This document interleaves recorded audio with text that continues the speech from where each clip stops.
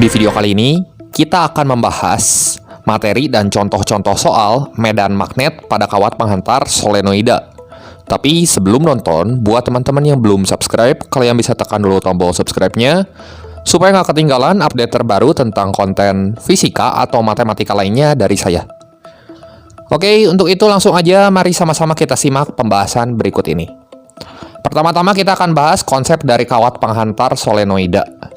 Ya, jadi solenoida itu adalah kawat berbentuk kumparan dengan lilitan yang cukup rapat dan memiliki panjang tertentu. Ya, jadi ada batasnya untuk panjang solenoida itu. Nah, berikut ini adalah ilustrasi untuk solenoida. Gambarnya seperti ini, dan kita lihat di sini ada garis-garis gaya magnet yang bekerja pada solenoida yang diakibatkan oleh adanya arus listrik. Dan pada kawat penghantar solenoida ini akan berlaku kaidah tangan kanan juga.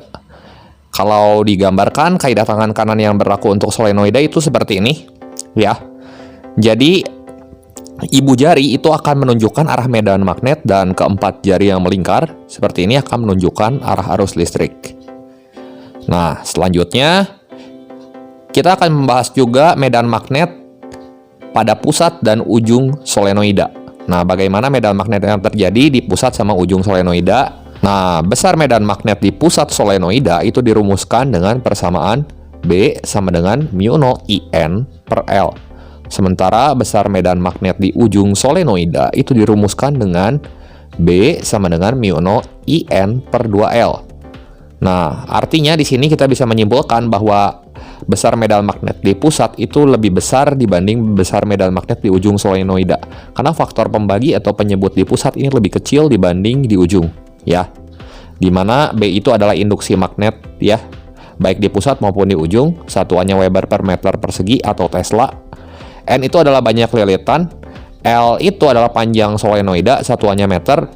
μ0 itu adalah permeabilitas hampa atau permeabilitas magnetik, tapi kali 10 pangkat min 7 biasa ya, ini. Dan I itu adalah kuat arus dalam satuan ampere. Nah, supaya lebih jelas, langsung aja mari sama-sama kita simak pembahasan contoh-contoh soal berikut ini. Contoh soal yang pertama, induksi magnetik di sebuah titik yang berada di tengah-tengah sumbu solenoida yang berarus listrik adalah, nah, kita diminta untuk mencari pernyataan yang benar, yang mana berbanding lurus dengan jumlah lilitan, kuat arus atau permeabilitas zat dalam solenoida, dan berbanding terbalik dengan panjang solenoida. Mana kira-kira yang benar? Nah, ingat lagi rumus untuk solenoida di tengah-tengah itu rumusnya adalah μ0 IN per L. Nah, maka dari rumus ini jelas sekali ya bahwa besarnya medan magnetik ini sebanding dengan jumlah lilitan. Sebanding juga dengan kuat arus. Sebanding juga dengan μ0 atau permeabilitas. Dan berbanding terbalik dengan panjang L gitu. Jadi jawaban yang tepat di sini yang mana tuh? Iya, yang E, seperti itu. Contoh soal yang kedua. Sebuah solenoid panjang dengan jarak antar lilitan sangat dekat membawa suatu arus listrik searah. Nah, tiap lilitan kawat itu akan mengerjakan titik-titik. Di sini kita gambar dulu solenoidanya seperti ini. Dan karena di soal diketahui bahwa setiap lilitan ini membawa arus listrik yang searah seperti ini, ya, maka nanti dengan kaidah tangan kanan akan berlaku seperti demikian, ya. Dan kalau kita zoom lagi di sini antar lilitan kawat, ini akan bekerja gaya tarik dan gaya tolak sekaligus. Nih lihat kawat yang kedua dan kawat yang ketiga ini saling tarik menarik, ya. Tapi di luar ini kawat yang kedua dan kawat yang ketiga juga saling tolak menolak. Jadi, ketika solenoida dialiri sama arus listrik, salah satu gaya tarik atau gaya tolak pada lilitan itu akan bergantung sama arah arusnya, teman-teman. Jadi, meskipun arah arusnya ini searah semua, ada yang masuk, ada yang keluar. Nah, dari sini kan keluar deh. Dari sini masuk. Nah, besarnya gaya itu akan bergantung pada arah arusnya. Jadi, jawaban yang tepat yang mana tuh? Iya, yang D. Seperti itu. Contoh soal yang ketiga. Suatu solenoid panjang 2 meter dengan 800 lilitan dan jari-jarinya 2 cm, dan bila solenoid itu dialiri arus sebesar 0,5 ampere, tentukan induksi magnet pada ujung solenoid. Ini permeabilitasnya diketahui. Nah, tulis dulu data-data yang diketahui. Yang pertama di sini ada jari-jari, ya. 2 cm 2 kali 10 pangkat negatif 2 meter, tapi ini kita nggak butuh sih jari-jari ya. Kemudian ada jumlah lilitan itu 800 lilitan. Kemudian kuat arusnya setengah ampere dan panjang solenoidnya 2 meter ya. Dan kita diminta untuk menentukan induksi magnet pada ujung solenoid. Jadi kita bisa pakai rumus yang ini. B sama dengan mu 0 IN per 2L. Hati-hati kalau di ujung ada 2-nya di sini. Nah, substitusi aja data-data yang kita punya. 4pi kali 10 pangkat negatif 7 kali 0,5 kali 800. Nah, ini 4 sama 4 yang di sini bisa kita coret kan? Ya. Jadi 400 kali 10 pangkat negatif 7.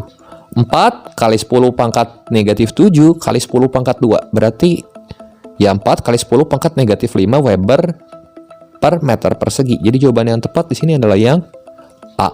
Seperti itu. Contoh soal yang keempat. Sebuah solenoida yang terdiri dari 4000 lilitan dialiri arus 0,25 ampere. Nah, jika induksi magnetik di pusat solenoida adalah 2,5 kali 10 pangkat negatif 3 Weber per meter persegi, maka panjang solenoida adalah titik-titik. Nah, gimana coba untuk menyelesaikan soal seperti ini?